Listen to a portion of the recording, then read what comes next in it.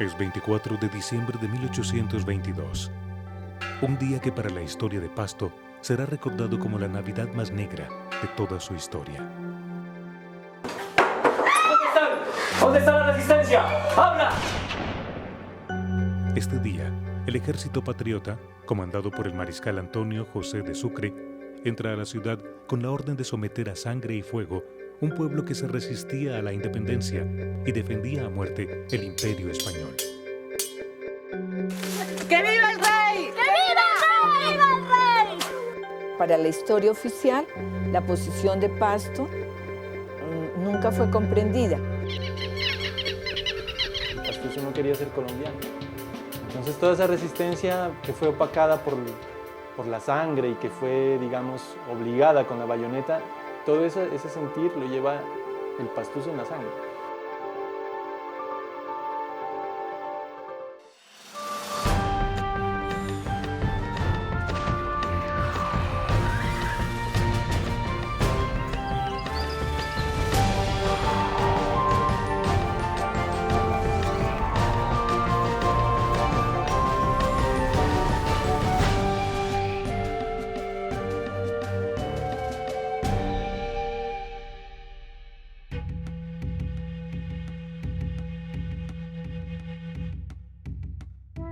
Desde el principio de la independencia, los pastusos se caracterizaron por su fidelidad al rey y defendieron la monarquía, enfrentando a los ejércitos libertadores para defender sus intereses económicos y políticos. Para los pastusos era impensable cambiar los derechos adquiridos en 3 siglos de monarquía.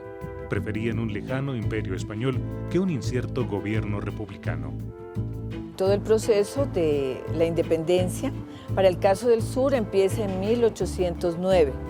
En el sector de Chapal de Funes se libra el primer combate entre fuerzas quiteñas, fuerzas patriotas quiteñas y los pastusos. Aquí derrotamos a Bolívar en la batalla de Bomboná. Aquí hubo, digamos, 10, 12 años de resistencia a la independencia sumamente fuerte. Y eso marcó la historia de esta región, creo que por siempre, ¿cierto? Frente a esas invasiones, pues lógicamente las tropas Pasto, que jura fidelidad al rey y a la religión católica, van a responder en defensa de su territorio. La lucha de las comunidades indígenas siempre ha estado ligada a la defensa de la tierra como elemento de vida, como elemento de construcción cultural, pero también de identidad histórica. Yo soy de la familia oriunda de esta tierra, de Genoy. En esta tierra mi padre me enseñó a trabajar, a cultivar principalmente el maíz, a cultivar papa, yoco, oca, haba, así como para arriba nuestro Taitagalera. Las comunidades indígenas de aquí del departamento de Nariño, especialmente para los quillacingas que habitaron esta zona, la tierra había que defenderla a como de lugar. ¿De quiénes? De los que se creía que los patriotas, los independentistas, iban a usurpar la tierra de las comunidades indígenas y además esas tierras no solo representaban la Pachamama, sino que es el territorio, el espacio en el cual se construye y reconstruye a través de la vida cotidiana su identidad cultural.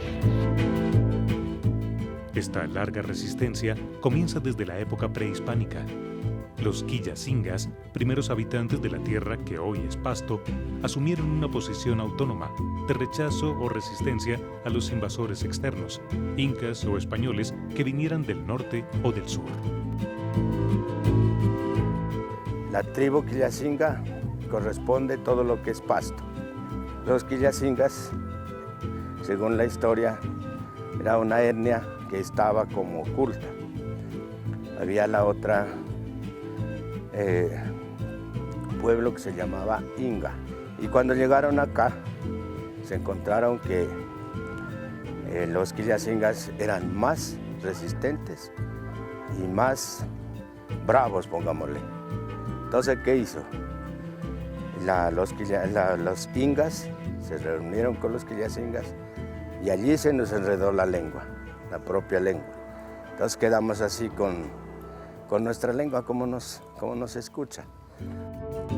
Esta ciudad, que crecía aislada en medio de la cordillera de los Andes, en el complejo nudo de los Pastos y al pie del volcán Galeras, siempre estuvo más cerca culturalmente del sur que del norte.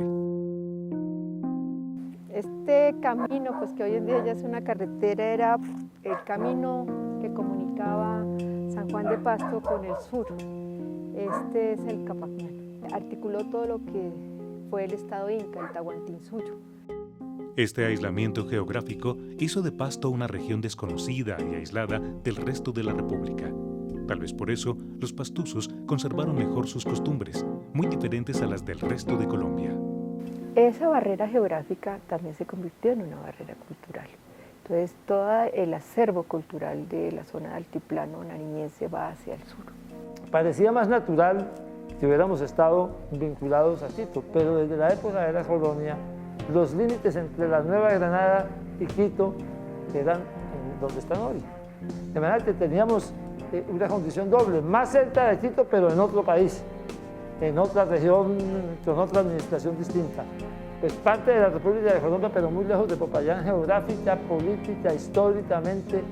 Entonces, por eso el aislamiento, porque no estábamos ni en Quito, que era donde debíamos estar, y Popayán y el resto del país estaba demasiado lejos. Así que eso es parte de ese aislamiento que no se ha podido superar.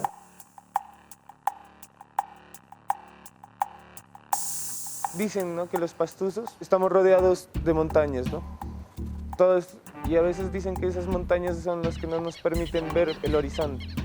Y entonces dicen que los pastusos somos un pueblo encerrado. Pero no creo que sea un encierro como obligado, sino que es como que hay muchas cosas que faltan por decir. Y esas cosas que faltan por decir hacen parte de la historia que no cuentan los manuales ni escriben los cronistas, pero quedan grabadas en la memoria de sus habitantes.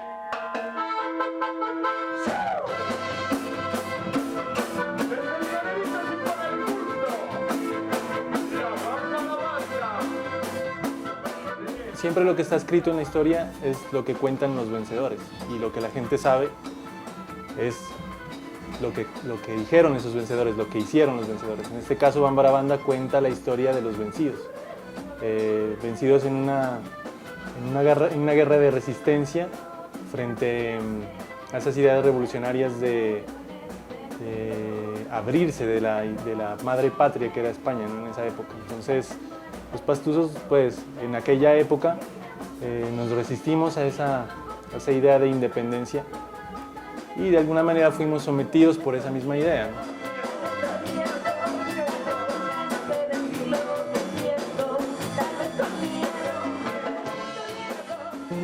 Al lado de los grandes héroes, las mujeres colaboraban también en la resistencia pastusa, bien fuera encargadas de los hogares cuando los esposos estaban en la guerra, o bien participando en la guerra misma.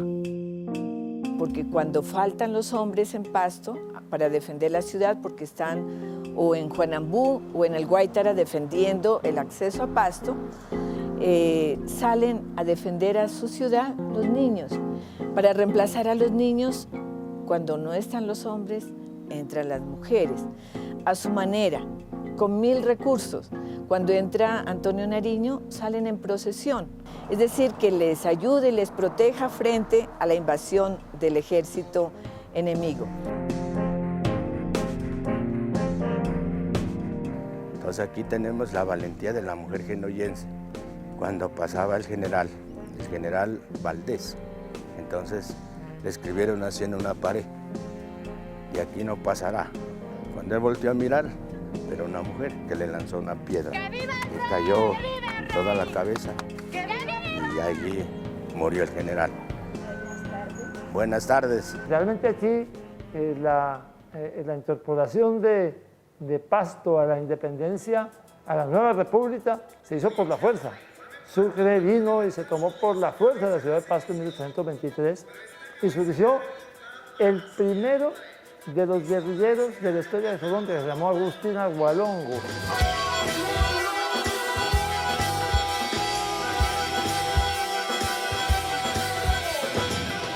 Agustín Agualongo es tal vez el símbolo más claro de la tenaz resistencia pastusa a las fuerzas patriotas.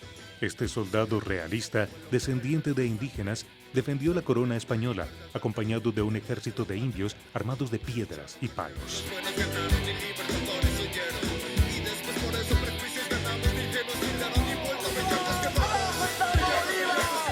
Por más que se considera a Agualongo como un antihéroe, digamos que él estaba liderando una bandera que era justa para su propia causa y para la causa de un pueblo.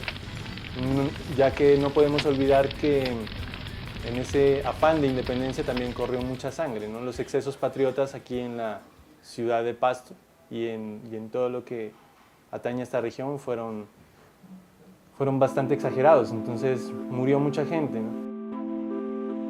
Después de los hechos de la Navidad Negra, en 1822, Agualongo pasó a liderar una guerra de guerrillas contra la nueva república y se enfrentó contra el propio Bolívar en la batalla de Ibarra. Finalmente, Agualongo fue capturado por José María Obando el 24 de junio de 1824. Agualongo es detenido en Popayán, un juicio muy rápido, pues la sentencia ya es fusilamiento.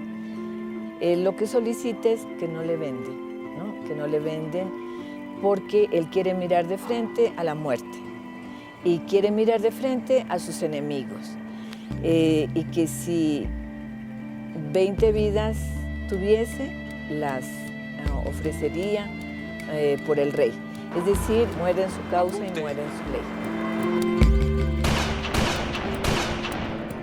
Inclinarse por el rey y no por la república le valió a los pastusos ser catalogados como tontos y fanáticos por los historiadores. La ciudad mantuvo por muchos años una historia de sublevaciones y desencuentros con el resto de Colombia, que crearon la imagen de un pueblo diferente, que hoy es motivo de orgullo para la mayoría de sus habitantes, porque todos somos historia. Pensando 200 años después, si eso dejó cosas buenas o malas, dejó de todas esas malas tal vez el aislamiento, la segregación, los chistes pastusos, pero dejó cosas buenas, conservamos la tierra y dejó otra cosa importante, la preservación de nuestra manera de ser, de nuestra cultura. Somos lo que somos en gran parte porque actuamos como actuamos. Uno como pastuso no se siente ni del todo colombiano, pero tampoco se siente ecuatoriano, tampoco se siente de la costa, ni tampoco se siente selvático. Para mí es un orgullo contar una historia diferente, ¿no es cierto?, a la del resto del país. Entonces el pastuso es orgulloso de eso. Para mí es un orgullo de alguna manera contarle al país que Bolívar no fue esa imagen que se le pintó al país, porque yo lo siento así. Y así como nos ve, nosotros hemos resistido por encima de todo y hoy nos encontramos más fortalecidos, con más fuerza y más valentía y más valor para seguir habitando en este territorio.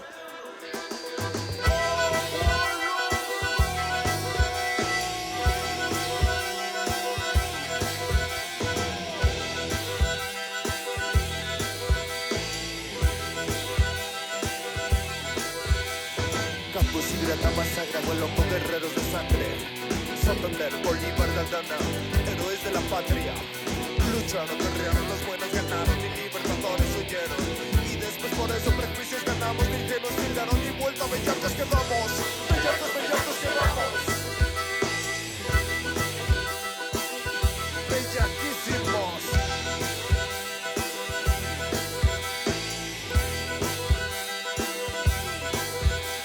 ¿Acaso no saben que acá en la locura se vive aparente? La tierra no todos se lo roban.